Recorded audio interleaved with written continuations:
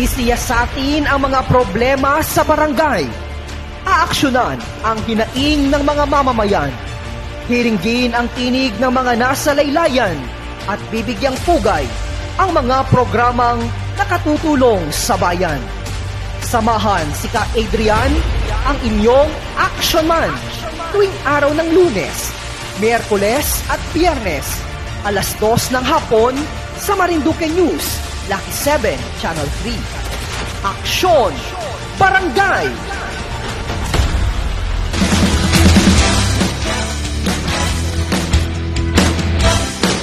Pinagkandumi ko pa trapa. Magandang araw Luzon, Visayas at Mindanao. Magandang araw Marinduque sa lahat po ng ating mga kabarangay dito sa ating buong lalawigan ng Marinduque. Yan, isang magandang araw sa lahat ng ating mga kababayan magi sa labas ng ating lalawigan. Ako pong muli ang inyo pong kabarangay, si Ka Adrian Rosales. At ito pong ating palatuntunan, Aksyon Barangay. Kamusta na po kayo? At sana po'y nasa mabuti po kayong kalagayan ngayong araw na ito. At muli po, kami po'y nag-aanyaya. Nasamahan niyo po muli kami sa isang panibagong edisyon ng ating pagtatanghal ng ating palatuntunan kung saan ang ating mga kabarangay ang bida. Ano po? Kaya sa lahat ng ating tagapanood sa ating pong Marinduque News Network at sa Lucky 7 Channel 3 sa ating local channel sa ating telebisyon, kami po'y malugod na nag-aanyaya na samahan niyo po kami sa ating pong palatuntunan. Lalo na po sa ating mga kabarangay, meron kayong mahalagang mga hinaing, meron po kayong mahalagang mga gustong talakayin sa ating palatuntunan, mga gusto po nyong ipaabot sa ating kinaukulan, lalo na sa ating opisyalis ng ating mga barangay. Pwede po kayong mag-comment at pwede po kayong magtanong.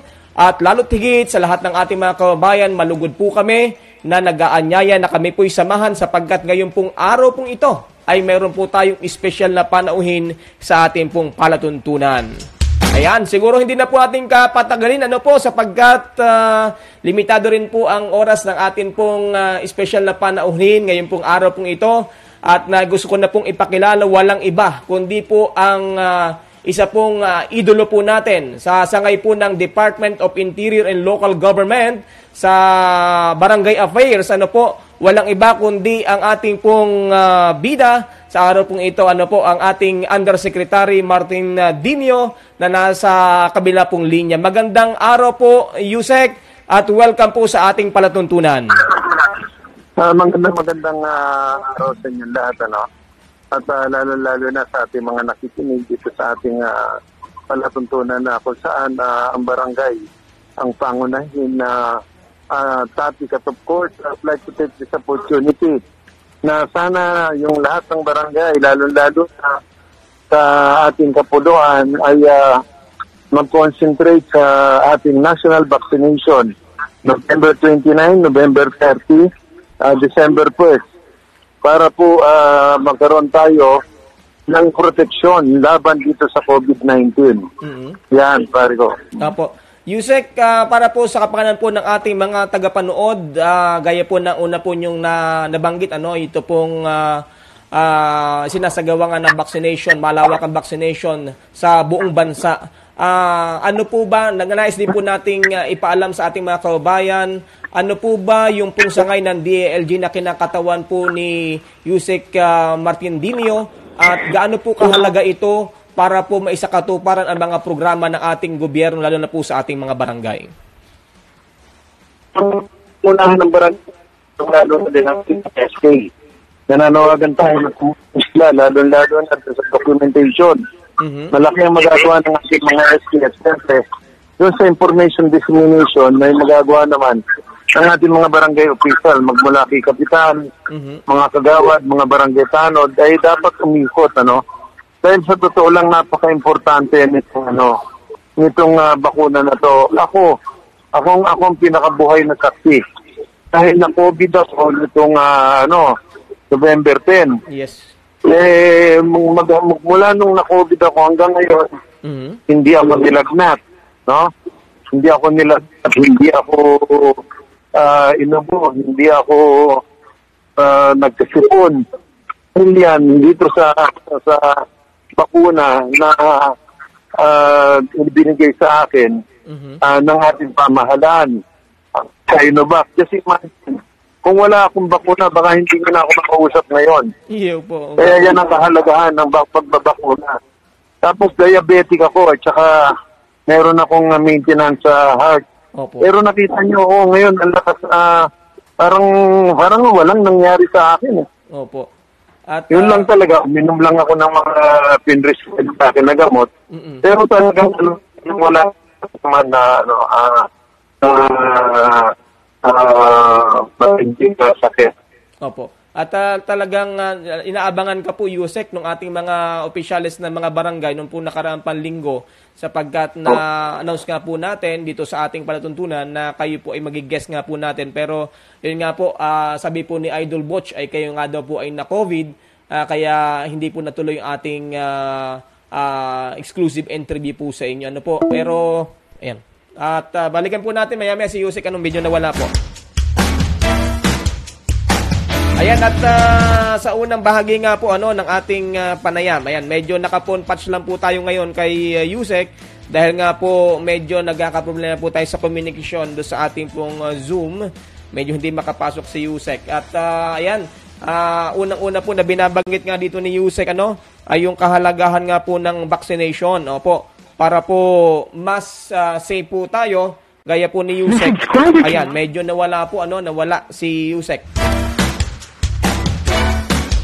Try natin uling tawagan si Yusek. Medyo mukhang medyo may challenge tayo sa signal doon sa kanyang area. Pero sinisikap po nating muling maibalik si Yusek dito sa ating programa sapagkat medyo itong mamang ito, itong idol nating ito, medyo mahirap pong mahagilap dahil nga po ang daming mga meetings. Actually, ilang beses na rin po nating yan.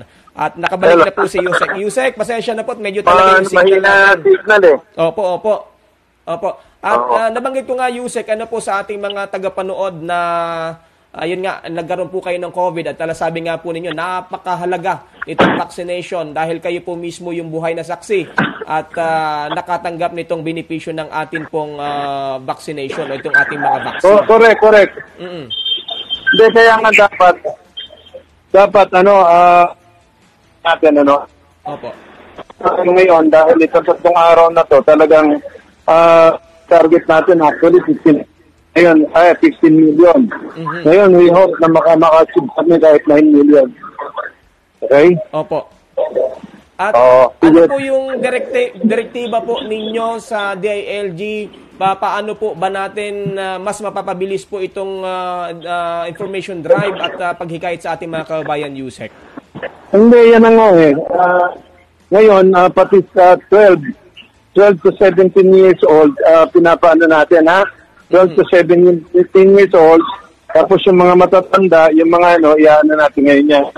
Okay? Opo. Sige, ha? Opo. Okay.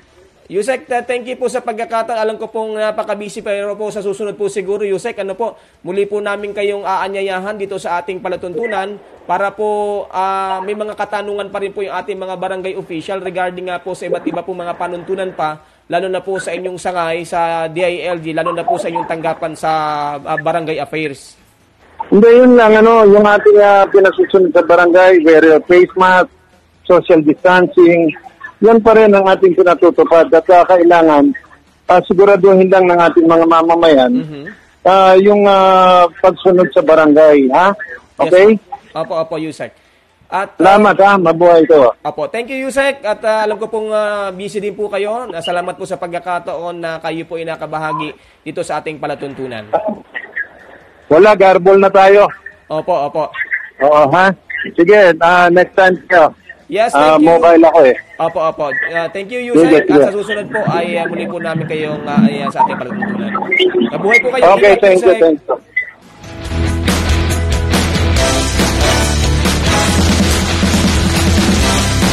Ayan, at ang paalala po ni Yusek, medyo talagang nahiram lang natin yung pagkakataon kay Yusek dito nga po sa ating palatuntunan dahil medyo natambak nga po yung trabaho ni Yusek. Siya po ngayon ay nasa biyahe po patungo po nga dito sa pag-monitor nitong mga sinasagawa na mass at national vaccination program ng ating pamahalaan. Dahil si Yusek po ay isa po sa survivor din po ng COVID-19 Actually, noong nakaraan pa pong linggo natin siya pinipila po sa ating palatuntunan para po dito po sa ating pag-interview nga regarding nga po dito sa mga mahalagang programa nga po ng DILG, especially ito po nga pong sa barangay affairs. Ano po, dahil nga lang po talagang kanina po ay patuloy po tayo nakikipag-communicate. Ano po, at ayan, medyo talagang punong-puno yung schedule ni Yusek. Ano po, dahil natenga nga po siya ng ilang linggo dahil nga po sa kanya pong yung pong COVID na tumama din po sa kanya. Pero malinaw, ano po, sabi niya, hindi na po ganoon kalala ang kanyang ramdaman, hindi po siya nilagnat o ano pa man dahil nga po doon sa tulong nung pong vaccine na kanya pong tinanggap nga po, ano? Ayan, kaya sa lahat ng ating mga kababayan nanonood po ngayon, ayan, tuloy-tuloy po ang sinasagawa po na mass vaccination, makipag-ugnayan sa ating mga barangay, ano po, alamin kung ano po yung mga schedule, ganoon din po sa atin po mga RHU, ano po, at mga designated area kung saan nakatalaga, ito po magasagawa nga po ng mass vaccination. Sa mga susunod, ang tabayanan po natin, ano, at pag mahaba-haba na po yung pagkakataon, ay muli po natin na papapanayamin o iimbitahan sa ating palantunan ang Undersecretary nga po ng DILG, si Yusek Martin Dinio. Ayan, at ngayon po ay nandun po siya ngayon patungo na naman sa isang mahalagang meeting na may kinalaman nga po sa mga implementasyon o mga programa ng barangay. Ayan, at sa lahat ng ating mga kabayan, ano po, na nagtatanong, ano po ba yung mga programa na ating pong tinatalakay dito sa ating palatuntunan na Aksyon Barangay, ano po, at ayan, ang mga tinatalakay po natin dito, ano po ba yung mga ginagawa na mga programa, ano po ba yung mga aksyon na ginagawa ng mga barangay, papaano po ba na-handle ano, ng ating mga barangay official yung sitwasyon sa kailang barangay dahil napakalawak po ng trabaho ng ating mga barangay official. Ano po, lahat po ng ibinababa ng mga implementasyon from provincial going to municipal level ay ang lahat po ng nasa baba niyan, nasa laylayan niyan ay walang iba po kundi ang atin po mga barangay official. Ano po, binabati ko po pala na magandang hapon si Kagawad Kagawad po, mga kagawaran po niya sa barangay Mahunig, ano, diyan po sa bayan po ng Gasan. Teka daw ay, medyo hindi ko nakalimutan ko na yung pangalan ni Kagawad. Kasama natin kanina yan at tuloy-tuloy yung kailang serbisyo dyan. Alam niyo po, hindi lang pala sa gawaing pambarangay, aktibo itong ating mga barangay official dahil pati po doon sa mga kabarangay niya na may mga health condition, ano po, na kinakailang asistihan, ilakad, tulungan para po maipasok sa ospital at pagkatapos po ma-ospital, masagawa na yung po mga paggamot, naman mga bills po nila, yung po mga programa ng gobyerno kung paano po magagamit ito ng ating mga kababayan. Ganyan po yung mga gawain ng ating mga barangay official, ano? Kaya shoutout po sa mga barangay official na talagang nandun, yung kailang malaking puso, malaking tawag dito, oras, panahon na inilalaan para po sa hindi lamang sa kailang pamilya kundi maging sa kailang mga barangay na pinaglilingkuran. Ano po, sana, sabi ko nga po, sana all, ganun lahat ng ating mga barangay official.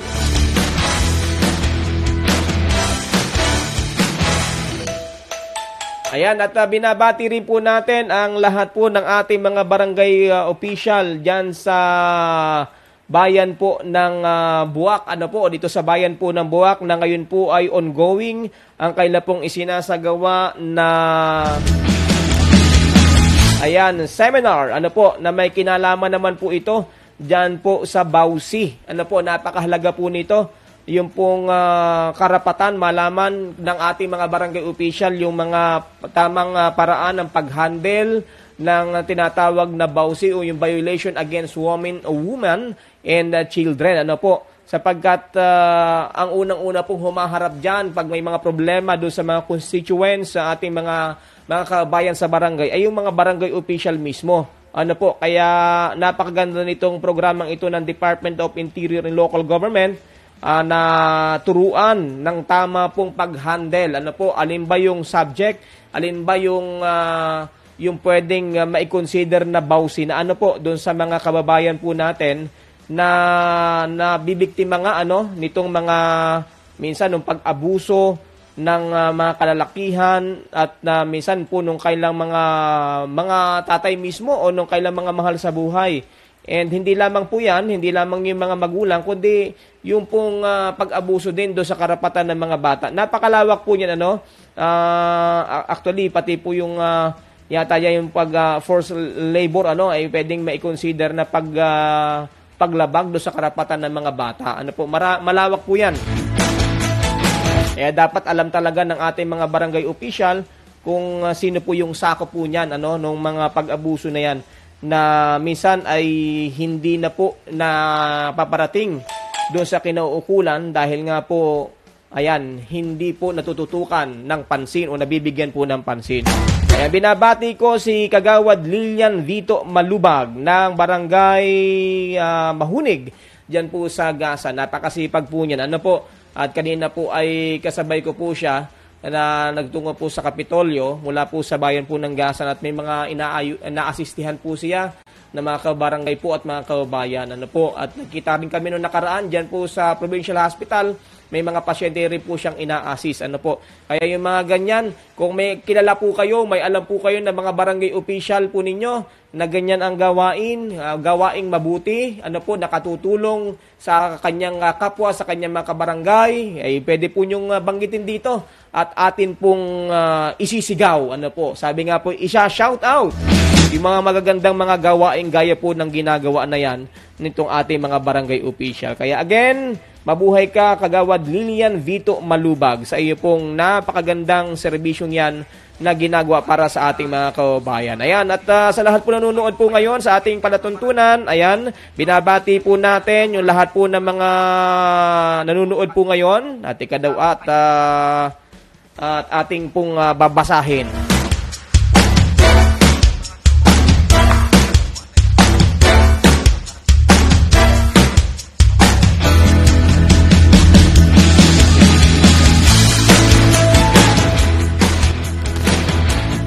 Nanonood po ngayon si Berna Santos Villanueva. Oo, may panghapon po palang programa. Ayan, meron po tayo at mamaya pong alas 4 hanggang alas 5 ang tabayanan po yung ating palatuntunan na balitaan naman sa sentro ng Pilipinas. Hello to Lani Maming Zamora. Nanonood din po siya. Ayan, at mula sa Cantimar. Saan yung Cantimar? Oo, siguro alamin natin kung saan yung Cantimar na yan. J Nerva Montenegro. Ayan, nanonood din po siya. O sa lahat po ng mga barangay official na ongoing po kayong seminar, muli po nating binabati ang lahat po ng mga barangay official dyan po ngayon nag-seminar. Kung di tayo nagkakamali, dyan sila ngayon sa Balar. Ayan. At nakapagtanghalian na po baga kamo. Ayan. At binabati rin po pala natin sa darating pala na December 3 ay isasagawa naman po yung seminar diyan naman po sa ang tawag dito, yung lupon sa barangay, yung pong sa justice system ng barangay. Ano nga bang eksaktong tawag diyan ay? Hindi man lupong tagapamayapa, Ayan, at ang alam ko po nag-seminar diyan ay yung pong kinatawan mula naman sa ating Justice Department, sa Piskalya. Ayan. Ang buwak po'y tapos na doon sa kailang sinagawang seminar na yan. Hello to Eleanor Hoben Lakdaw. Magandang hapon o magandang tanghali, Tita Nor Lakdaw po ng Mugpug. Ako po yung kausap mo. Ayan, dyan sa RFC. Hello mga kabayan o Tita Eleanor Lakdaw from bayan po ng Mugpog. Ayan, special shoutout din kay TSP Kapitana Esperanza Hizuli de Belen. Yan naman po sa aming barangay sa Barangay Masiga. Ayan. Kanina po ay nakausap po natin via phone patch si Yusek Martin Dinio. At bagaman po talagang sobrang busy ay binigyan po tayo ng pagkakataon kahit maikling pagkakataon lamang para nga po maipaalala sa ating mga kababayan na makiisa sa sinasagawa nga pong mass vaccination sa buong bansa o sa buong Pilipinas. Ayan, at sabi nga niya, ito po ang magagamit natin na mainam na pananggalang kahit pa sabihin na bumababa na po yung kaso ng COVID-19, dapat po ay maging handa po tayo. Dahil nga, ayan, medyo may mga lumalabas na naman sa mga balita at sa social media na patungkol nga po doon sa panibago namang variant ng COVID-19 o ng variant po ng sakit. Ayan, si MJ Oniher, ayan, hello po sa SK ng Barangay Sayaw, sa Sayaw Mugpog. Ayan, magandang hapon at maligayang panonood. Kay Kapitan Merlin Similya ng Barangay Libtangin, binabati din natin. Ayan, at ako'y hindi pa niya napapaunlakan. Yan ay matagal ko nang sabihin naman ni Kapitana, talaga namang si Ka-Idrin ay talagang ako ay asubo talaga na rin. Ay, gusto ko pong ma-interviewan dahil yan ang ganda ng Barangay Hall dyan. Parang ka nasa munisipyo din. At yan ang ganda na kailang bagong covered court. Nanonood din ngayon si Manager RJ Pilaes ng RCBC. Yan, maligayang panonood at shoutout po sa lahat ng ating mga gwapo, nagagwapuhan at nagagandahang mga kawani ng RCBC Buwak Branch. Solidad Mascareñas, magandang hapon po dyan sa ating pinag-Sibulan, Buwak, Marinduque, watching from San Mateo, Rizal. Ayan si Solidad, kabayang Solidad Mascareñas o Kabarangay, Solidad Mascareñas. Ayan, muli po, nag-aayaya po kami, Monday, Wednesday, and Friday ng ating palatuntunan, Action Barangay. Kung meron po kayo mga gusto pong i-guest po natin, kung yan po mga barangay official po ninyo, ay nakikita niyo po na nag-serbisyo talaga ng totoo at tapat. Ayan, hayaan niyo po na ma-i-guest natin yan at mailatag din po nila kung ano po yung kailan mga ginawa na at mga inagawa at sa mga agawin pa, sa mga agawin pa nila sa mga darating pa na mga buwan ba o taon ng kailang pag-iserbisyo sapagkat ngayon ay merong panibagong resolusyon na i-extend pong muli yung pong panunungkulan ng ating mga barangay official. Pero yan po naman ay hindi pa pinal. Ayan, inaantabayan na po natin kung ano ba ang maging resulta na yan ng panibagong suhestyon na i-extend po nga itong sinasagawa nga po na o yung isasagawa this coming December 2022 na eleksyon para naman sa ating barangay. Shout out din sa lahat ng ating mga SK official, diyan naman sa Barangay Lupak, sa bayan po ng Buwak, at ganoon din po kay Kapitan at sa lahat po ng kagawaran, mga lupon, mga BHW, BNS at mga volunteers diyan po sa Barangay Lupak sa bayan po ng Buwak. Ganon din dyan sa Barangay Buliasni sa pangunan ng ating napakasipag at napakabait at napakagaling po sa serbisyo publiko si Kapitan Gilmer Manguera, retired colonel po yan ng PNP na busy po ngayon dyan po sa sinasagawa nga po na seminar regarding po sa BAUSI dyan nga po sa bahagi po ng Balaran of Violation Against Women and Children. Binabati rin natin Mark Ariel Ordellano. Mark Ariel Ordellano mula naman dyan sa Banugbog, Santa Cruz. Ayan, at ganun din, sino pa yung mga kasama natin dito? Ayan, binapabati ni Kapitana Esperanza Hizuli de Bilen ang kanyang sanggunian dyan sa Barangay Masiga. Si Adi Rogelio nunood mula sa Marilao, Bulacan. Ayan, sa lahat po ng ating mga tagapanood at nag-share na rin po ng ating program. Mula naman sa Las Piñas, si kabayang kabarangay Nilia Piñarobia Hufano. Magandang hapon po. Ayan, at si kabarangay na Marites Tupas nanonood din. Ayan, at binabati ang mga taga-barangay Laon sa bayan ng Mugpog at sa asawa na nag-work na si Rapi Murelio. Berna Santos Villanueva, magandang hapon. Ayan, at medyo nawala ang ating signal. And patuloy po na nanonood pa rin po kayo sa ating patutuntunan na Action Barangay. Ako pa rin po ang inyo pong kabarangay, ka Adrian Rosales. Dito lamang po yan sa Marinduque News Network at Lucky 7 Channel 3 sa mga bayan po ng Gasan, Buwak at Mugpog. At sa lahat po ng mga barangay officials, sa 6 na barangay sa bayan po ng Buwak, magandang hapon po. At sa lahat po naman ng mga barangay officials sa 25 barangay naman dyan sa bayan po ng Gasan. Si Maria Riansales Oracion, watching from Marikina City, magandang tanghali po. Annalyn Progota, magandang tanghali din sa iyo. At sa lahat po ng tagapanood ng ating palatuntunan. Ayan, ang lagi po niyong subaybayan ha. Regular na po ito, Monday, Wednesday, and Friday, alas 2 po ng hapon hanggang alas 3 ng hapon. Medyo napaagalan tayo kanina sapagkat naging guest po natin sa maikling oras ang Undersecretary ng DILG sa Barangay Affairs, si Yusek Martin Dinio. Ayan. At mamaya po ang tabayanan ha. Alas 4 hanggang alas 5 ang ating balitaan naman sa sentro ng Pilipinas. Kami pa rin po ang inyong makakasama dyan, mga updated na mga balita sa ating lalawigan at ganoon din sa balitang pangrehiyon. Ayan, at sa lahat po ng ating mga kababayan, maraming salamat po sa lahat po ng mga sumama po sa atin, sa lahat po nagsipag-share, sa lahat po nagsipag-like. Crisilda Villaflor sa Dicon, shoutout po from Barangay Masiga. Ayan, kumusta na po kayo? At ano na po ang update dyan sa Barangay Masiga. Ayan. At tayo po ay pansamantala na rin po magpapaalam. Antabayanan po this coming Wednesday and Friday. Isa na naman pong barangay ang ating pong i-guest dito po sa ating palatuntunan.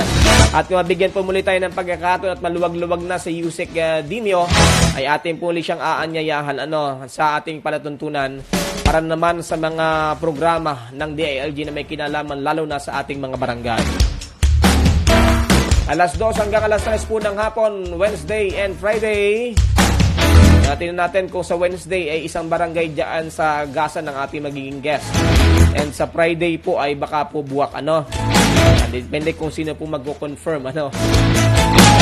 And we will try to invite the SK Federation President ng Bayan po ng Buwak. Regarding naman dito sa mga proyekto po ng SK sa 6 na barangay ng Buwak. Ang ex-officio po ng SK Federation ng Bayan po ng Buwak. Tabayanan din po ninyo at we will try to communicate para po sa susunod po nating edisyon ay ating po maanyayahan para po mabigyan po ng linaw, ano po ba yung ginagawa po nila para po bago matapos ang taon ay makapaglabas na po ng pondo ang ating SK Federation, ang ating mga SK officials sa iba't ibang mga barangay para po magkaroon na po sila ng mga project at mapakinabangan ng ating mga kabataan. Ayan, at shoutout po sa mga SK Federation naman at SK officers dyan naman po sa bayan po ng Gasan. Shoutout po At saludo po tayo doon sa mga SK dyan na nakapaglabas na ng pondo. At ngayon ay may mga project na, may mga street lights, may mga may mga nakikita na tayo yung mga project po nila na kayo po napapakinabangan na ng kailang mga barangay. Medyo sayang po yan pag hindi po nagamit. 10% po yan ng nata o nung una yung tawag dyan na IRA, yung pong income, yung kita ng barangay. Yan palang napupunta at nakaalat sa SK ay 10%. Kung yun ay 3 million, so 300,000 ay para po sa pondo supposed to be na dapat po sana imagamit para po sa mga proyekto ng ating mga sangguniang kabataan sa mga barangay. Ayan, nilibigyan po natin ng linaw yan. At kung may mga gusto po kayong i-guest na mga barangay, na magaganda yung kailang mga proyekto, hindi po natin maabot po ang kailang mga barangay o hindi natin maabot ng atin pong pag-iikot, upang makuha ang impormasyon, pwede po nyong i-share yan dito sa ating pong palatuntunan. At para makapag-communicate po tayo at mag-guest po natin sa ating programa. Kung meron na po kayong gustong punahin, gustong bigyan ng linaw sa mga kakulangan, baka may makakulangan ng inyong mga opisyal sa inyong mga barangay, wala kayo nakikita ng pagbabago, pagpaliwanagan natin si Kapitan, baka naman may mga problema at yun ay ating pong mabigyan din po ng pagkakataon para makapagpaliwanag naman yung ating mga barangay opisyal. Shoutout po sa lahat po ng mga ex-officio naman ng liga o mga liga officers sa bawat bayan, sa alin na bayan ng ating lalawigan ng Marinduque. Again, sa pangalan po ng ating mga naging kasama, especially ngayong araw, nabigyan tayo ng maikling pagkakataon, USEC o DILG USEC Martin Dino ng Barangay Affairs at ganoon din ang ating kasama sa ating pong technical. Ayan, si Direk Mark Cesar Ola, si Assistant Director Santino Latorena, si Jopet Nagba sa ating technical side, si Maki Nardo sa ating research at sa ating Provincial Information Officer ng Philippine Information Agency, si Sir Romeo Mataak Jr. Ako po muli ang inyo pong nakasama sa ating palatuntunang Aksyon Barangay. Ako ang inyong kabarangay, Ka Adrian Rosales, hanggang sa araw ng Miyerkules. Isa naman pong palatuntunan o isang edisyon ng ating palatuntunan, ang Aksyon Barangay, kung saan kayo mga kabarangay ang bida. Magandang araw, isang ligtas na araw sa inyong lahat. God bless. Sisiyasatin ang mga problema sa barangay. Aaksyonan ang hinaing ng mga mamamayan. Hiringgin ang tinig ng mga nasa laylayan at bibigyang pugay ang mga programang nakatutulong sa bayan. Samahan si Ka Adrian, ang inyong action man, tuwing araw ng Lunes, Miyerkules at Biyernes, alas 2 ng hapon sa Marinduque News, Lucky 7, Channel 3. Aksyon! Barangay!